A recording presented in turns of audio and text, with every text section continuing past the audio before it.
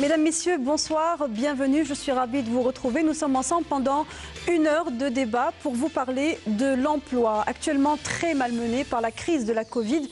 On ne connaît pas encore le chiffre exact, mais vous êtes nombreux à avoir perdu votre travail, à n'avoir pas été payé pendant une partie de la période de confinement ou d'être dans l'expectative que votre employeur vous rappelle ou ne vous rappelle pas pour reprendre le boulot. À travers le monde, la crise sanitaire fait chuter des pans entiers d'entreprises, réputés pourtant pour être solides. Selon les Nations Unies, le seul secteur du tourisme perd 2 millions d'emplois en Afrique à cause de cette crise sanitaire. Est-ce qu'il est possible encore de sauver l'emploi en Algérie? Est-il possible de protéger financièrement ceux qui ont perdu leur travail ou ceux qui ont perdu une partie de leur salaire? Comment l'entreprise peut-elle et doit-elle envisager cette crise sur le plan des relations qu'elle a et qu'elle devra avoir avec ses employés? Voici les questions que nous discutons ce soir avec nos invités. J'ai le plaisir de recevoir Monsieur Habib Siali. Bonsoir et merci d'être avec nous. Vous êtes consultant et expert en relations du travail et vous êtes à la tête également d'un cabinet de conseil en ressources humaines, HRCC. Merci d'être avec nous. J'ai le plaisir également de recevoir Monsieur Saïd Berkati. Bonsoir. Merci d'être avec nous. Vous êtes le secrétaire général du travail au niveau du ministère de l'Emploi, du Travail et de la Sécurité sociale. Merci d'être avec nous. Et j'ai le plaisir également de recevoir M. Mahrez Aït Belkacem. Bonsoir. Et merci d'être avec nous. Vous êtes spécialiste également dans les questions liées aux ressources humaines et également membre du think tank CARE. Exact. Voici donc pour les invités de ce soir. Avant d'entamer le débat, nous allons tout d'abord écouter des Algériens qui ont été affectés par la pandémie, non pas sur le plan de leur santé, mais cette fois sur le plan de leur niveau de vie, à savoir leur travail. Ils répondaient aux questions de Walid Yousfi. On les écoute. القطاع تاعنا هو القطاع تاع الوظيفه العمومي ما حبسناش الخدمه او كونتر كملنا في لي فونكسيون تاعنا ما نقدروش نحبسوا الخدمه دوك لو سيكتور سكي اي تي شكون اللي توشا سي لو سيكتور بريفي اون جينيرال هما اللي يغلقوا لهم هما مساكن اللي زون ايتي مي اون شوماج الخاص هنا راهم يعانيو عندي صديق ديالي بار اكزومبل الشهر الاولاني الثاني خلصوا يخدم بريفي نعم خلصوا عطالو واش كلش ومن بعد كي بدات كيما يقولوا تتغلق الدعوه من هنايا نحالو كلش قالوا ما نقدرش نخلصك وبريفي سما شغل واحد دوكا واحد يخدم عند بريفي سويه صعيبه عليه كمل صاحبك كمل يخدم عنده ولا ريح كونجي سون سول خرج باسكو ما يقدرش يشوف مدخل واحد اخر. Bon, moi je travaille dans un magasin, donc le magasin était fermé, je travaillais pas, j'avais pas d'autres ressources. C'est tout. Et justement par rapport à cela, comment votre employeur a justement géré cette situation? Est-ce que vous étiez payé? Non, l'employeur ne peut rien vous faire parce que lui aussi ne travaille pas. Alors comment il va avoir de l'argent pour vous payer? Donc vous êtes en chômage technique, entre parenthèses. D'accord, donc vous étiez en congé sans solde, c'est cela? Oui, exactement. Et comment vous avez géré la situation? Pour moi, je suis célibataire, je peux gérer ma situation. Mais pour les gens qui sont mariés, ils ont des enfants, donc là c'est impossible de vivre sans argent. أنا نخدم صبيغة مبريكولي عند روحي. كيفاش كنت قاعد كل الناس كانت تيفيتينا كيما شهر لافان تاع مارس كي بدا كونفيرمو فهمتني خويا الناس ما كانش تخدمنا كانت تيفيتينا كانت تخافنا يقول لك بالك راهو فيه المرض وكدايا. يا خو كاين ناس محسنين الناس يعرفوك بلي عندك دراري كيما انا عندي خمس اطفال فهمتني خويا كاين ناس اللي دير الخير كاين ناس والله انا بقدرة ربي هذا ما كان ما على هذاك المليون اللي يهضروا لنا عليه رحنا ما قال لك غير اللي دايرين في رمضان ما فيها شغل غلقوا علينا في البلديه غلقوا علينا الابواب وكدايا المهم هما كانوا يفيتيونا وين تروح يفيتيوك خويا كنت خدام برك اجون هنا على اساس اجون هيا دوكا ما خلاص تسمى هذيك اجون قبل يبدا حجر الصحي هذا كي يبدا حجر الصحي هذا مانيش خدام كاع مانيش نخدم لقيت خدمه واش قالوا لي حتى يروح الحجر الصحي هذا باش نخدموك تسمى الكورونا هذه لو كان ما طراش حنا نقعدوا هكذا نكذب عليك تسمى واحد اللي ما عندوش واللي ماشي خدام كيفاش يدير On vient donc d'écouter quelques témoignages recueillis par Walid Yousfi. C'était à Alger, vous l'avez reconnu. Les personnes les plus vulnérables sont finalement celles qui vivent de leurs activités quotidiennes, c'est-à-dire un travail qui est journalier.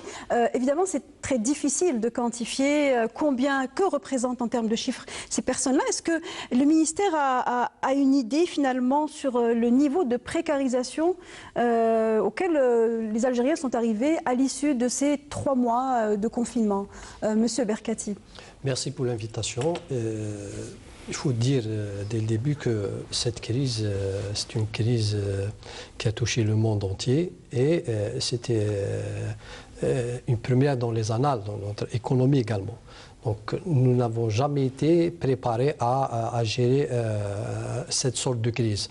Nous avons connu durant les années 90 une crise qui a donné lieu au plan d'ajustement structurel, qui a donné également lieu à la compression des effectifs.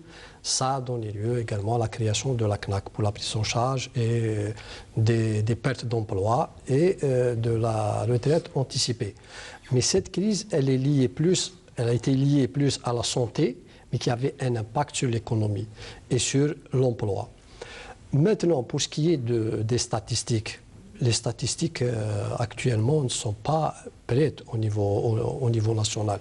Même au niveau mondial, elles changent d'un jour à l'autre. Aujourd'hui, le BIT a déclaré qu'il y a une perte d'emploi équivalente à 400 millions de postes au niveau mondial.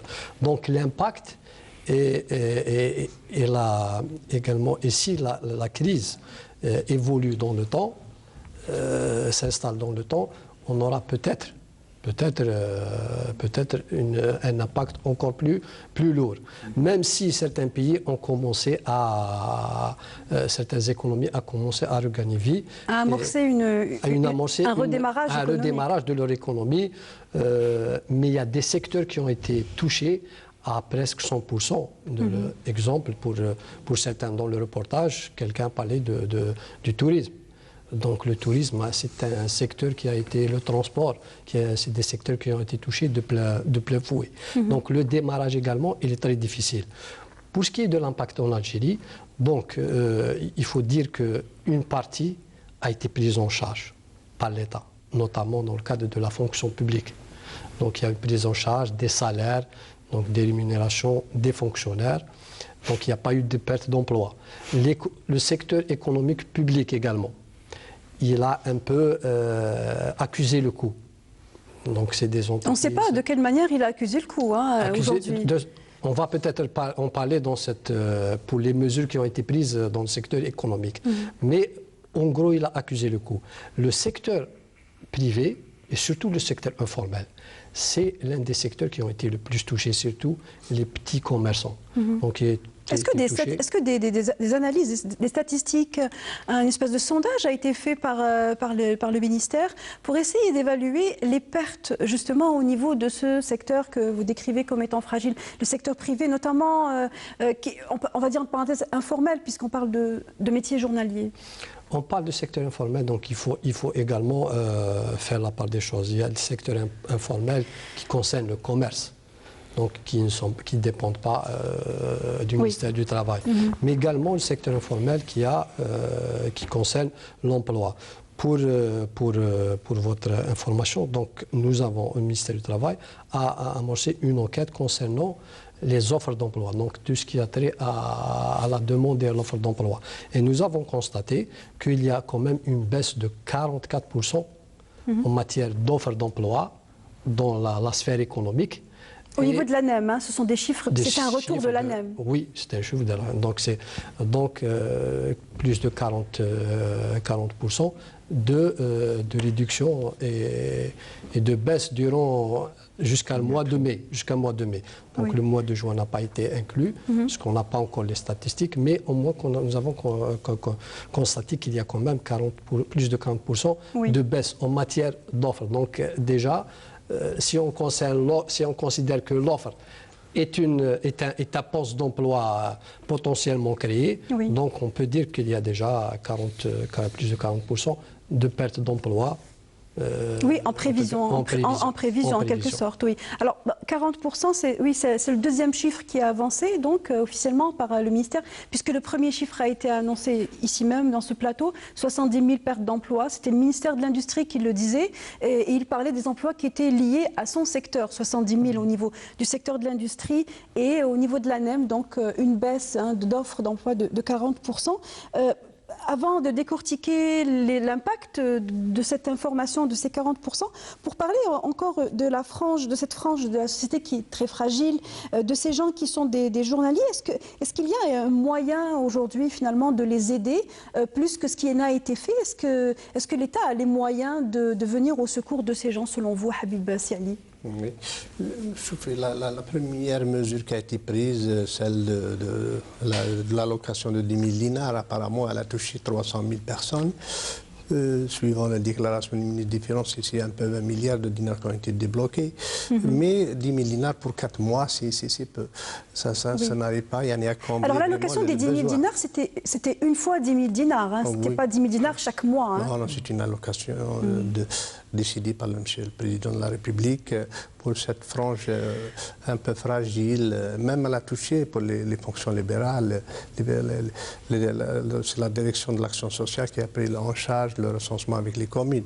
Mais en revenant vers le VTR ou le reportage, il y a plusieurs catégories de personnes qui ont intervenu. Il y a, pour votre information, le secteur privé constitue 62% de la population active qui a 11 200 000. Pour l'année 2019, il y a un chiffre annoncé par l'ONS. Le secteur privé, il est là, il est présent, il l'emploie. C'est 62% de la population? Oui, c'est 7 millions de salariés. Ah, je pensais que c'est plus. C'est 7 millions de salariés employés par le secteur privé. Les entreprises nationales, multinationales, ils ont 7 millions, ils pèsent dans l'économie nationale. C'est pour ça, et il est sérieusement impacté par la crise du Covid. Il y a des gens vulnérables, oui, qui ne sont pas assurés. Le secteur informel dans le travail, il y a la précarité, il y a des gens qui ne sont pas assurés, ils sont vraiment des journaliers qui ne sont directement impactés par cette crise. Mais pour les aides concrètement, il y a uniquement l'allocation de Monsieur le Président de la République. Le reste, c'est géré en interne au niveau des entreprises. On a des entreprises qui ont pu résister, assurer cette rémunération pendant les 4 mois. La crise dure depuis 4 mois. Chaque fois qu'il y a un cumul, les problèmes, il y a les idos. Il y a des entreprises qui ont géré, ils ont négocié des plans sociaux avec des rémunérations réduites. Il y a d'autres, malheureusement, qui n'arrivent pas à assurer cette rémunération. Ils ont opté pour la solution la plus difficile, celle de vraiment de faire sortir les salariés de congés sans solde. Maintenant, des congés sans solde, non, avec la promulgation, le prolongement au 13 juillet, les choses sérieuses commencent. Je pense que vraiment il y aura des plans sociaux pour les départs et pour les séparations. Il y en a difficile de salariés. Maintenant, les entreprises n'arrivent pas à supporter l'impact du Covid sur surtout l'activité ne reprend pas. C'est un peu le constat on rappelle que vous avez un retour sur expérience d'un certain nombre d'entreprises qui vous sollicitent au quotidien pour des conseils, pour comment traiter cette crise. On a parlé d'un fonds spécial Covid. De quelle manière, encore une fois, je vous repose la question, peut-on aider financièrement ces personnes qui avaient un revenu journalier et qui depuis 3 mois ne l'ont plus? Écoutez, merci de poser la question. Ce qu'il faut savoir, c'est qu'il y a une urgence absolument capitale, c'est la santé de la population algérienne, n'est-ce pas? Les décisions qui ont été prises d'arrêter, donc de mettre les gens à la maison, d'arrêter de les déconfiner, de confiner, est une décision absolument incontournable. Oui. Il se trouve qu'elle a des conséquences et elle a eu cette particularité de montrer combien notre économie était vulnérable. On le savait. On faisait des analyses depuis longtemps. Vous savez, il n'y a qu'à regarder. Vous avez évoqué tout à l'heure mon appartenance à Caire. Depuis très longtemps, nous attirons l'attention sur cette situation de vulnérabilité. Aujourd'hui, la première des priorités, c'est de protéger la population. Donc, moi, l'argument qui consiste à dire qu'il n'y a pas d'argent est un argument inacceptable. C'est-à-dire qu'il faut se débrouiller parce qu'il s'agit tout simplement de la santé et du devenir de la population. Oui. Ensuite, nous nous rendons compte, je parlais de l'apparition de certaines vulnérabilités qu'on connaissait, qu'on évitait d'évoquer. Qui étaient endémiques à l'économie nationale. Qui étaient réelles. Eh bien, on se rend compte que, contrairement à ce que j'ai lu hier dans la presse, les entreprises algériennes n'ont pas du tout de résilience. Il y a une situation dramatique. Les gens, on les a laissés se débrouiller tout seuls. Vous regardez, on a parlé de chômage technique. Le chômage technique est un mécanisme mutualiste qui permet éventuellement d'aider les entreprises en difficulté à faire face à une situation qui est exceptionnelle. Oui. Déjà en situation normale, il existe dans pas mal de pays des mécanismes qui consistent à mettre en chômage technique les gens pour permettre à l'entreprise de ne pas couler. Parce qu'il y a un vrai problème qui va se poser, c'est la relance, la reprise. Dans cette situation, qui va reprendre? La reprise, ça nécessite la capacité des banques à refinancer donc l'activité, la capacité, les gens disons, à qui on a demandé de rester chez eux, etc., vont se débrouiller. Ils n'ont pas les moyens, ils ne vont pas rester à attendre que leur bonne fortune se mette en place. Ils vont essayer de se retrouver. Donc, le chef d'entreprise qui va, par extraordinaire, relancer son activité si tant est que ce soit possible, ça va encore poser ce problème. C'est-à-dire qu'en fait, les problèmes qui se posent, c'est d'abord la protection des citoyens, la protection des entreprises, parce qu'avec quoi vous allez faire la relance si les entreprises... La protection des ménages aussi quand même. Oui, mais quand je dis les citoyens, les citoyens, ça concerne dans leur configuration. C'est-à-dire que ce que vous dites est intéressant, mais malheureusement, il y a une question qui tourne dans ma tête en vous écoutant. On est amené à devoir faire un choix entre vivre dignement et protéger la santé de la collectivité. On est un peu dans cela aujourd'hui. L'urgence sanitaire prime, je sais. Il y a tout un dispositif, il y a une commission de veille. Et l'idéal pour nous, c'est qu'il y aura une autre commission de veille économique et sociale en parallèle qui doit prendre en charge pendant le deuxième semestre de cette situation. Les problèmes qui sont, des retombées, on va dire, de la Covid. L'État gère bien sûr à merveille l'urgence sanitaire avec tout le dispositif qu'il y a, les réglementaires et les mesures qui ont été prises. Mais maintenant, déjà, le Premier ministre a pris des décisions le mois d'avril. Le 23, je pense, ils ont clôturé les recommandations de différents départements. Et on nous aurait souhaité que le mois de mai, on aurait dû voir les premières mesures tomber. Mais je pense que la loi de finances complémentaire, mais en souhaitant que ces mesures voient le jour au moins le mois de juillet. Au moins, on installe une commission de veille économique et de suivi de la crise économique, surtout sociale, qui va en découdre. C'est ça Et justement, en parlant de la question sociale, pour revenir aux 10 000 dinars, cette allocation décidée par le président de la République pour les franges fragiles, ça a été décidé très en avance, très en amont de cette crise. Aujourd'hui, nous subissons une inflation, également une érosion du dinar. Il faut rappeler également que pendant les 2 premiers mois du confinement, la valeur du dinar a baissé d'environ 7%. Ce n'est pas moi qui le dis, ce sont les relevés de la Banque d'Algérie. Une perte de valeur qui peut être due à plusieurs éléments, mais ce n'est pas le sujet du débat de ce soir. Est-ce que cette inflation, est-ce que cette érosion de la valeur du dinar ne rend-elle pas finalement cette allocation des 10 000 dinars finalement insuffisante, M. Berkati? Oui, certainement. 10 000 dinars pour un ménage qui dépense plus de 50 000 dinars ou 30 000 dinars, c'est déjà c'est peu. Mais également, il faut parler toujours, il faut être objectif. Le premier objectif pour l'État, c'était de préserver la santé. C'était primordial, et une nécessité, une urgence. Donc c'est pour ça qu'il y a eu le confinement de beaucoup d'activités et de mettre en place toutes les dispositions concernant la distanciation et l'arrêt de l'activité de beaucoup de secteurs.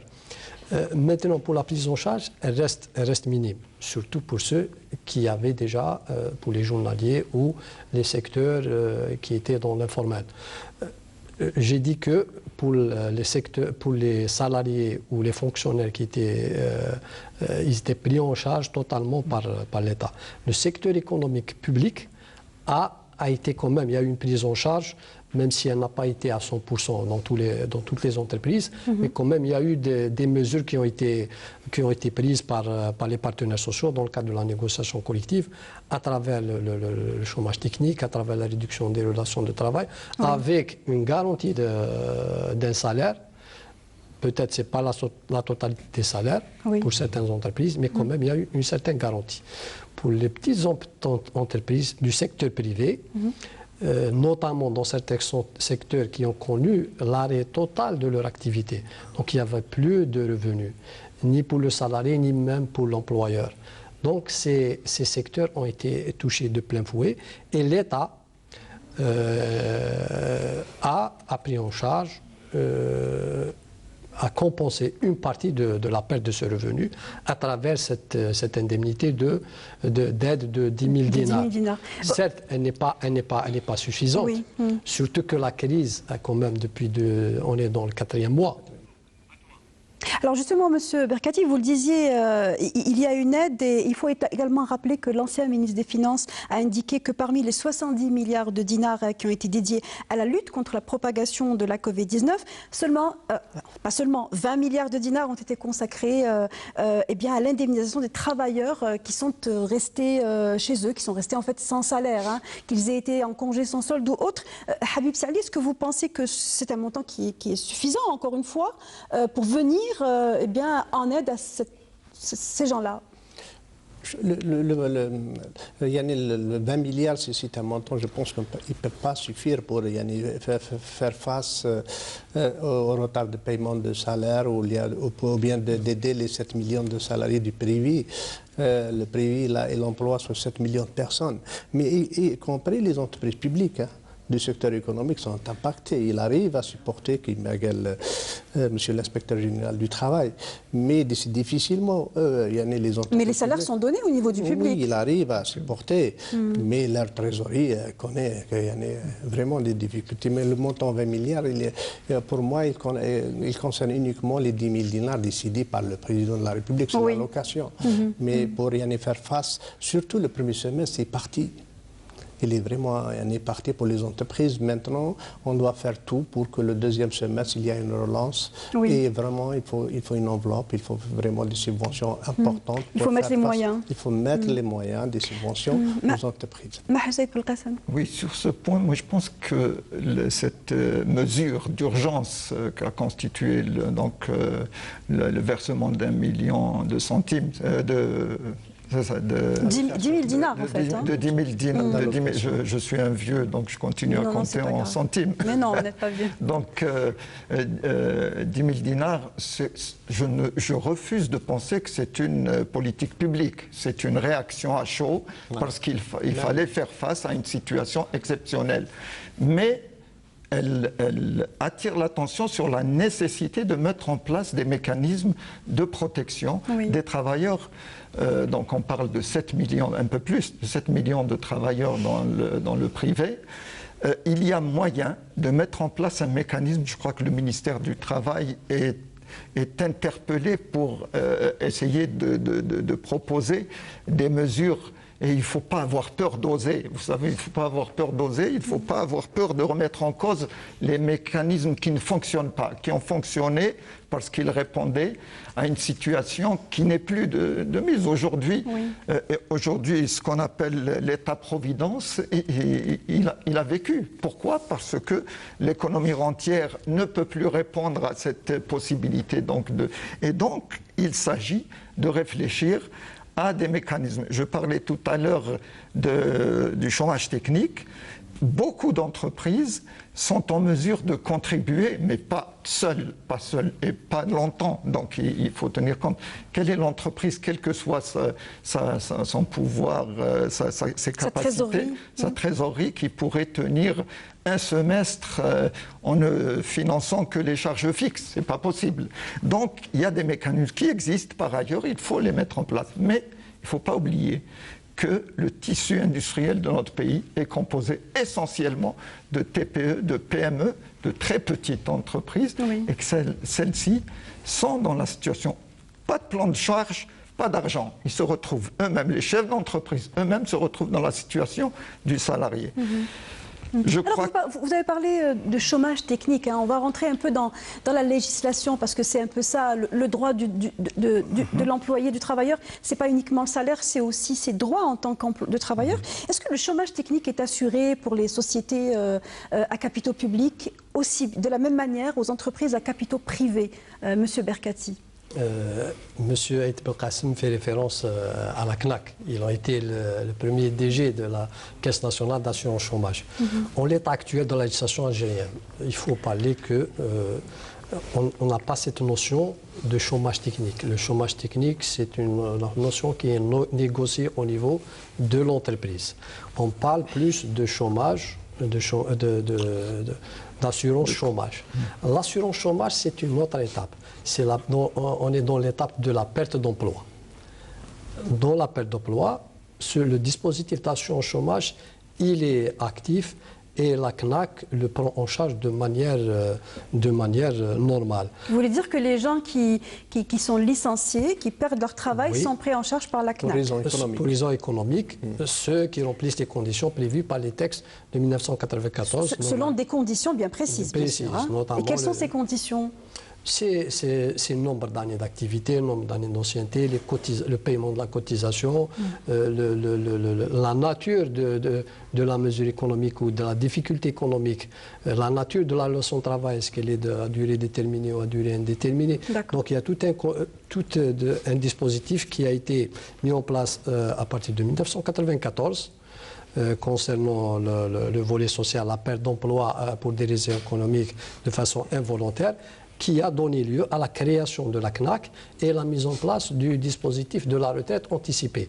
Donc ce dispositif, il est toujours en vigueur. Est-ce qu'il répond aux gens qui sont sous le coup de la crise de la Covid? Il y répond en partie. Donc si l'entreprise est dans la phase de la perte d'emploi, le système et le dispositif, il est toujours... Est-ce qu'aujourd'hui, des entreprises ont déclaré qu'elles sont dans une phase de perte d'emploi, qu'elles sont obligées de mettre des gens licenciés?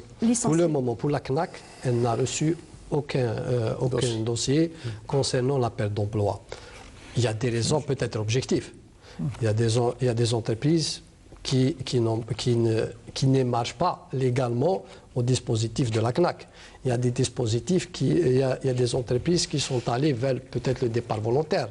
Donc pour éviter tout le dispositif ou toutes les procédures pour faire bénéficier leurs salariés de ce dispositif de la CNAC. Par contre, M. Aït Belkacem parle plus du chômage partiel qui est appliqué sous d'autres cieux, donc, notamment dans certains pays d'Europe. C'est la prise en charge de la baisse d'activité ou de la suspension de la leçon de travail pendant une certaine période pour des crises économiques. Dans quelle mesure est-ce que cela peut justement peut être appliqué chez nous? Oui, il peut être appliqué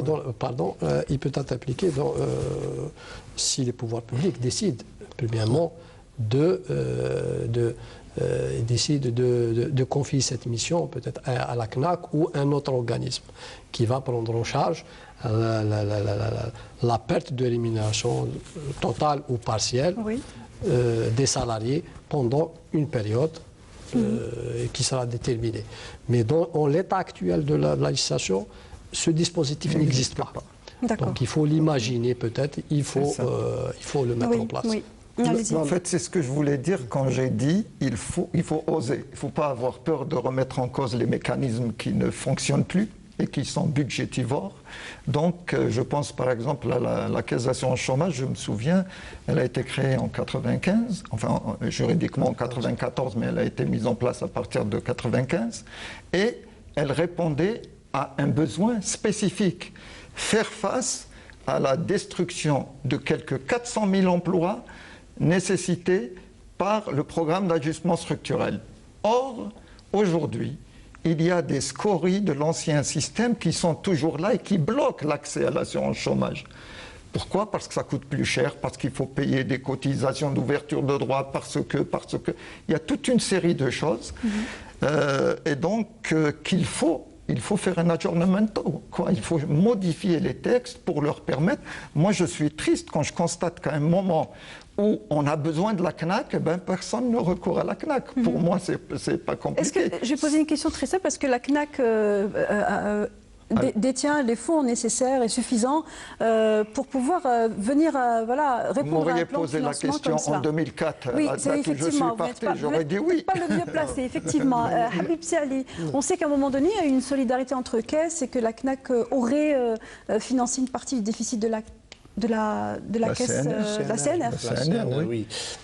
L'option d'introduire le chômage technique, elle est envisageable, mais on peut l'envisager par une législation d'urgence. Oui. Mais on peut, la deuxième option légale, c'est l'assouplir les procédures de la CNAC avec le même produit, l'assurance chômage. Juste assouplir la COD, les difficultés, parce que ça coûte cher de demander les services assurés par la CNAC. C'est pour ça que les gens ont opté pour le départ volontaire, la séparation négociée, légiférer en urgence et adapter le dispositif législatif de la CNAC pour faire face aux difficultés de deuxième semestre, je pense que c'est une option sérieuse. Les pouvoirs publics peuvent le faire. Mais on le disait tout à l'heure, les entreprises sont en... Pour vous dire, la CNAC, l'État dispose d'un mécanisme fiable, ce qui est la CNAC. La CNAC, c'est 48 agences au niveau de... Elle a une expérience, elle a géré le dispositif ça remonte, ça. Hein. Les gens de la CNAC ont passé les 20 dernières années à créer des micro-entreprises. Hein. On ne connaît la CNAC que pour la création de... Mais elle a cette expérience-là, elle a les moyens. L'État dispose de cette structure, elle peut proposer un service auprès des... Parce qu'il y a 7 millions de salariés, il y a des milliers d'entreprises en difficulté, et on doit trouver une solution. Habib Sali, vous disiez que les entreprises étaient en difficulté. Est-ce qu'elles ont les moyens financiers aujourd'hui de souscrire à une forme d'assurance chômage alors qu'elles sont déjà... Elles payent, elles ne le savent pas, elles payent. Les entreprises et les salariés cotisent au régime de... Le paradoxe, on a cotisé pendant 20 ans un régime, c'est ça le paradoxe. Il faut dire les cas de vérité. Si l'entreprise paye 1% et le salarié 0,50%, un régime, puis en temps de crise, on ne l'a pas trouvé. Voilà. Vous avez compris, madame? Parce que là, le dispositif législatif, tu as la CNAC qui dit que la perte involontaire de l'emploi, tu payes une COD, ça coûte vraiment entre 12 et 13. Et avec bien sûr un échéancier, les entreprises, ça coûte cher, le dossier au niveau de la CNAC. Il faut assouplir cette procédure ou bien introduire carrément le congé partiel qui m'a fait d'autres cieux. Et la CNAC, elle le prend en charge, bien sûr, il faut, s'il y a des financements nécessaires, que les pouvoirs publics peuvent intervenir. Mais les ressources humaines, les structures, on peut légiférer en urgence et faire face vraiment à des difficultés sérieuses. Je voudrais compléter, si vous permettez, juste quelque chose. C'est qu'on n'a même pas besoin de légiférer en urgence. On a à fouiller dans les fonds de tiroir. Je me souviens en 2004 que j'ai remis sur le bureau d'un conseil interministériel des réformes discutées et réfléchies et qu'il suffit, il faut les mettre à jour, hein, on n'est plus en 2004. Oui. Mais je veux dire, ces réflexions, ces préoccupations pour faire du régime d'assurance chômage, non pas un régime spécifique au programme d'ajustement structurel, mais un régime de type universel existe. C'est facile de le faire. Donc, comment peut-on expliquer qu'aujourd'hui, M. Habib Sali parlait de législation d'urgence, c'est-à-dire parer à une urgence et donc prendre des mesures, changer, modifier une loi, un texte de loi dans l'urgence. Aujourd'hui, la crise sanitaire, cette pandémie, est-ce qu'elle a un statut au niveau du ministère du Travail, de l'Emploi et de la Sécurité sociale? Est-ce qu'elle a un statut comme étant voilà, un désastre, voilà, je veux dire n'importe quoi, c'est-à-dire un cas de force majeure qui peut par la suite justifier toutes les situations d'abus finalement que les employeurs ont dû faire. Mettre en congé sans solde, mettre des gens à l'arrêt tout simplement, sans leur dire à quel moment ils vont reprendre le travail. Pour ce qui est de cette crise, elle a été considérée comme une situation de force majeure pour la plupart des entreprises. Donc toutes les mesures qui ont été prises par certains employeurs ont été prises dans ce cadre. Donc s'il y a, on l'a vu dans le VTR, il y a des gens, même des salariés qui ont accepté leur situation. Oui. Il y a quelqu'un qui a dit que l'employeur n'a pu me rémunérer parce que même pour lui, il n'avait pas de revenus. Bon, il s'agit simplement d'un témoignage. Nous n'avons pas de syndicalistes ni de représentants de travailleurs pour vous dire est-ce que les Algériens qui n'ont pas été payés pendant 3 mois ont accepté cette situation? Oui, il faut être... On est dans le bain, quotidiennement, on reçoit soit des représentants d'employeurs ou des travailleurs. Oui. Donc on le fait tous les jours. C'était très difficile dans les premières semaines de la crise d'essayer de convaincre les gens d'aller vers le dialogue. Parce qu'il y avait une situation telle que même l'employeur, c'était une situation de force majeure même pour l'employeur. C'était décidé, c'est une décision, c'est le fait du prince. Il avait donc le droit, l'employeur avait le droit de ne pas payer. On ne va pas dire le droit, mais il était dans la possibilité de ne pas payer. Mais c'est des situations un peu compliquées. Parce qu'on ne peut pas considérer quelquefois, pour une entreprise, qu'une situation d'1 mois ou 2 mois, l'employeur n'a pas les ressources pour payer ses salariés. Donc c'est vraiment difficile. Certaines entreprises, oui. Celles qui ont des difficultés économiques. Mais pour certaines grandes entreprises, elles peuvent absorber le coût pendant 1 mois, 2, 3 mois. Mais lorsque la crise s'installe dans le temps, ça devient un peu difficile, même pour les entreprises les plus solides du point de vue financier. Oui. Donc elles commencent à sentir la situation et veulent aller vers la table de la négociation avec leurs salariés pour revoir les conditions de prise en charge de cette situation. Justement. Donc il y a eu des négociations. Il y a eu des entreprises qui ont assuré la totalité de leur salaire pendant une période, mais après une certaine période, c'était plus difficile. Est-ce que l'inspection du travail a reçu des réclamations? Oui, on reçoit tous les jours et on assiste les salariés. Est-ce que vous avez un chiffre, une donnée? Oui, je peux donner quelques chiffres, mais ils ne sont pas exhaustifs. On a quand même... Par rapport aux réclamations donc, des employés, des travailleurs qui viendraient donc on a recensé plus de 3000 entreprises, qu'on a accompagnées pendant toute cette période, avec toutes les difficultés. Déjà, dans quelle situation, M. Berkati, sont ces 3000 entreprises? Chacune a une situation particulière. Donc on a eu des entreprises qui sont allées vers le chômage technique. Donc avec une garantie d'une partie du salaire.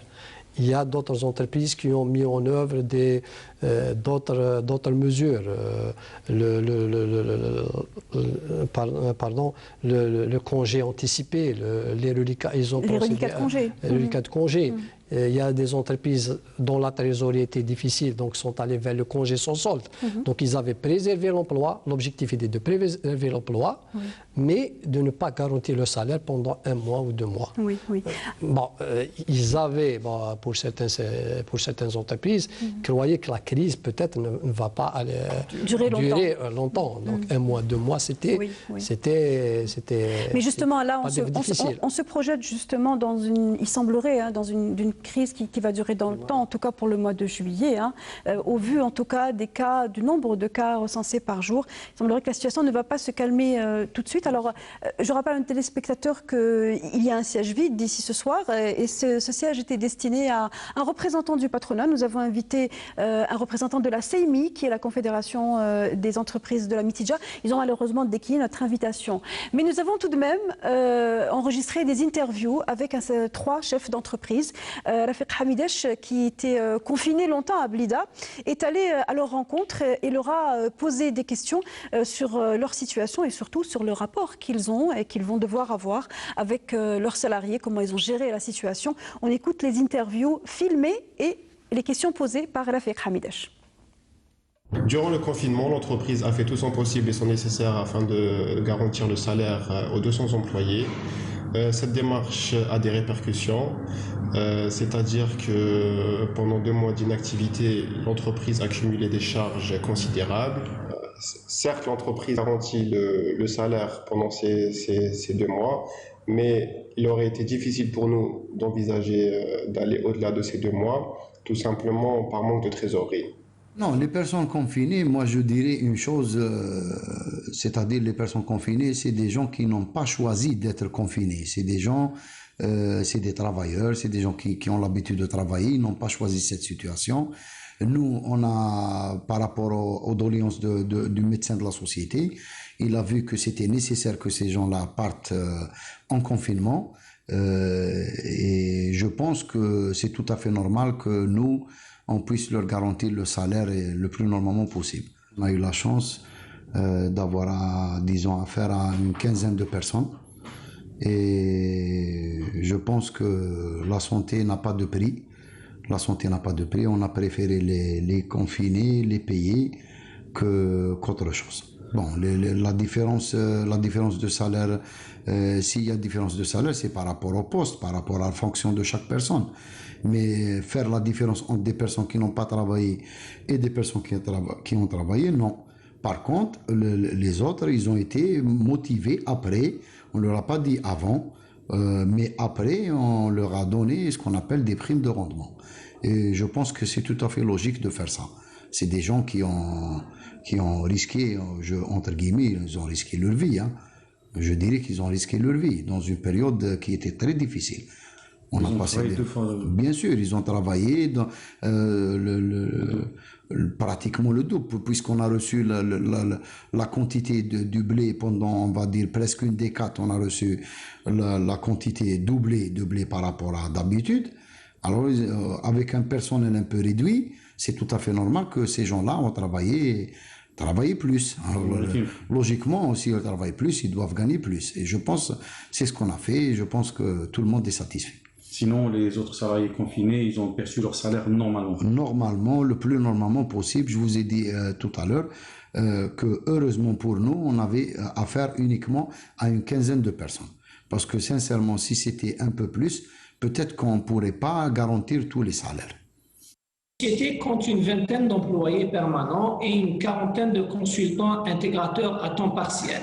Les consultants sont payés à la tâche, donc le problème ne s'est pas posé.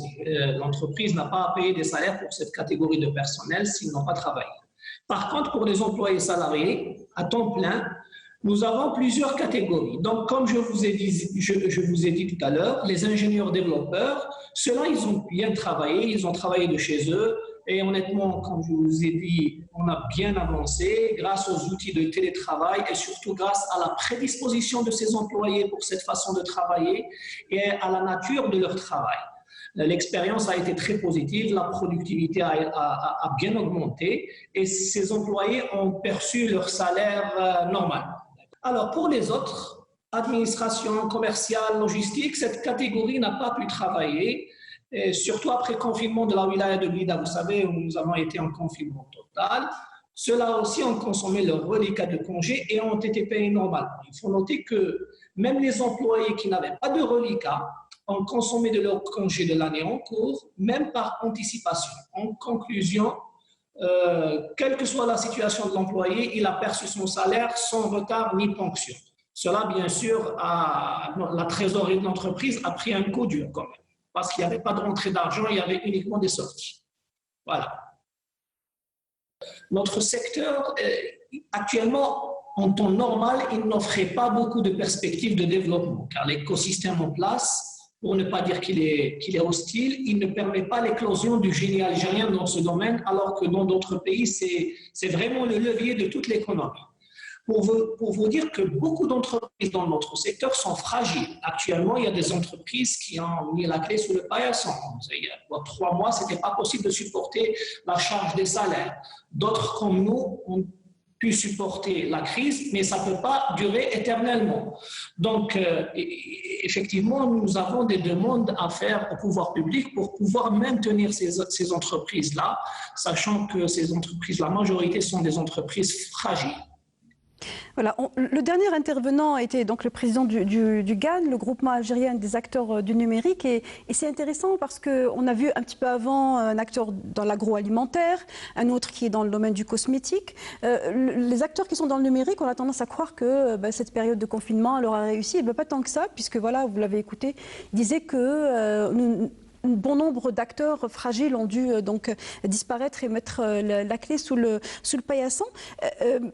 Avant d'envisager la perte, nous avons parlé des relations entre employeurs et employés. Est-ce que les employeurs peuvent envisager d'indemniser leurs salariés aujourd'hui via des négociations collectives, via une entente, en tout cas des discussions avec les représentants des travailleurs? Est-ce que c'est quelque chose que vous conseillerez, vous, en tout cas, à ces sociétés? Oui, on déconseille ces ruptures abusives de la relation de travail. Ça va créer des contentieux, toujours on le répète, des contentieux de travail inutiles. Ça va vraiment, c'est pas dans l'intérêt ni de l'entreprise ni du salarié. Maintenant, les entreprises ont engagé des plans sociaux, on peut avoir des accords collectifs dans le domaine salarial, on réduit la rémunération, on fait le partage du travail, le travail à temps partiel. Il y a des solutions intermédiaires pour éviter la cessation de la relation de travail. La décision la plus difficile, bien sûr, c'est le dernier recours, c'est se séparer d'un collaborateur, mais elle doit être faite dans les règles. Le Code du travail réglemente sévèrement la rupture de la relation de travail et ce n'est pas permis à l'entreprise ou à l'employeur. Mais est-ce que cette pandémie ne laisse-t-elle pas justement la porte ouverte à des comportements qui vont être à l'encontre de la réglementation? Oui. Oui, il y a des mesures parce qu'on est dans une situation, la trésorerie manque et il n'y a pas de visibilité, l'économie ou bien l'activité est à l'arrêt. C'est pour ça les entreprises, pour éviter le cumul de salaires, parce que s'il n'y a pas... il n'y a pas un volume de travail, mais il est comptabilisé comme salarié. Pour vous, pour le salarié, pour un employeur, c'est un cumul de mois de salaire. Alors, le mieux, c'est de se séparer de ce salarié ou lui proposer un pécule. Oui. Maintenant, la pratique actuelle, c'est de proposer un chèque à un collaborateur et de se séparer à l'amiable, quitte à faire quelque chose d'une manière unilatérale, une rupture abusive de la relation de travail. Mais, on demande que les trois acteurs de la relation de travail, ou plutôt les deux, le salarié, l'entreprise, et au plus haut, on a les syndicats de salariés, les syndicats d'employeurs et les pouvoirs publics. Quand il en existe, hein, c'est pas dans le secteur privé est très peu représenté. Arbitre par rapport à ces institutions. Il faut une concertation, il faut un dialogue en interne, il faut des accords, il faut un pacte. Il faut vraiment accompagner les entreprises durant cette période. Parce que si on ne doit pas individualiser les conflits, on doit vraiment agir dans... Est-ce que l'État a en tout cas cette vocation ou est capable d'accompagner ces discussions entre employeurs et employés? C'est son devoir. Son devoir. Maintenant, ce qu'il faut éviter, c'est ce qu'on a connu jusqu'à présent, c'est les représentations bidouillées, des gens qui ne représentent qu'eux-mêmes, qui arrangent les autres, et puis on a un débat. Moi, j'ai participé à beaucoup de tripartites. D'ailleurs, soit pour le compte de l'UGT en tant que consultant, soit pour le compte du FCE en tant que consultant, soit comme expert du gouvernement. Et je me rendais compte qu'il n'y avait de dialogue, c'était un show. Hein. Il ne faut pas se leurrer. Dans quel sens c'était un show? Tout était réglé par ailleurs et on faisait une réunion pour dire que tout va bien. Écoutez, si les représentants sont incapables d'imposer leurs décisions, les décisions qu'ils prennent, moi je dis, la représentation bidouillée, c'est le pire qui peut arriver. Vous pensez aux syndicats? Je pense aux syndicats patronaux et aux syndicats ouvriers, bien entendu. Oui. Donc il faut d'abord revenir à une représentation vraie et réelle.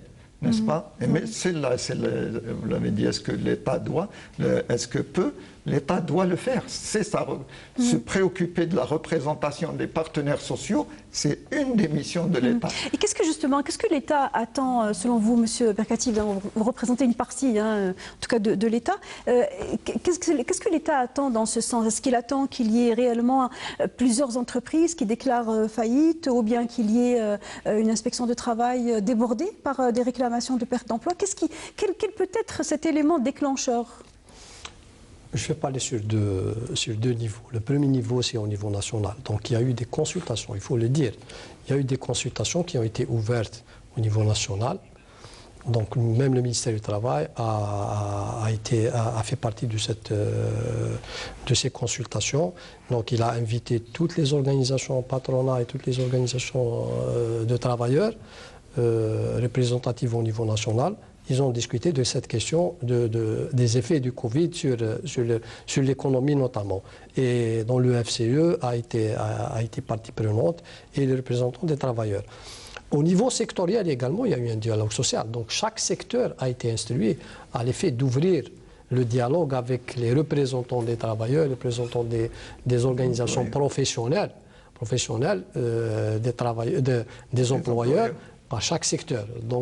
Donc il y a un dialogue qui a été ouvert. Il y a des propositions qui ont été faites par chaque partie. Il y a eu des mesures Hormis qui ont le été... forum, d'autres patronats ont-ils entamé ce processus? Tous les partenaires du gouvernement, notamment le FCE et d'autres organisations patronales, ont participé sans aucune exclusion. Donc c'était un dialogue exclusif qui a touché toutes les parties prenantes en matière de dialogue social. Des propositions ont été faites et des mesures ont été prises suite à ces propositions. Est-ce que toutes les propositions ont été prises en considération?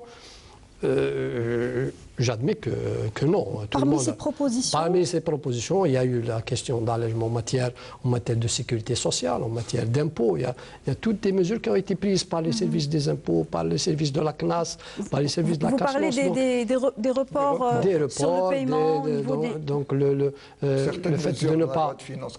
complémentaire. Donc il y a des mesures et elles ont été décidées suite à un dialogue social qui a été ouvert avec tous les secteurs, donc toutes les organisations patronales enregistrées au niveau du ministère du Travail et qui actives dans dans différents secteurs et branches, ont été invitées au niveau de leur secteur d'activité, le secteur de branche, et également au niveau du secteur, au niveau du ministère du Travail.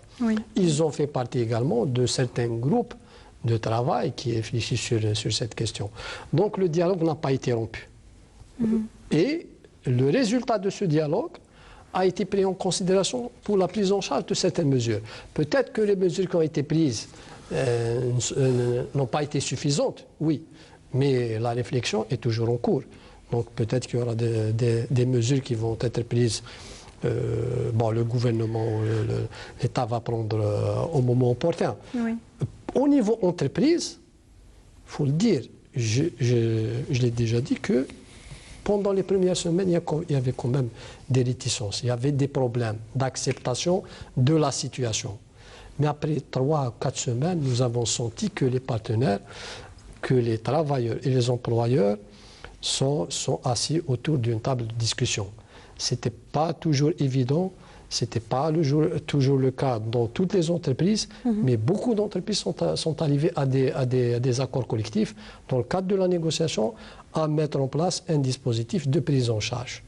Est-ce que ces accords collectifs ont été communiqués publiquement Ils ont été enregistrés selon les procédures légales au niveau de l'inspection du travail et au niveau des tribunaux pour leur mise en œuvre.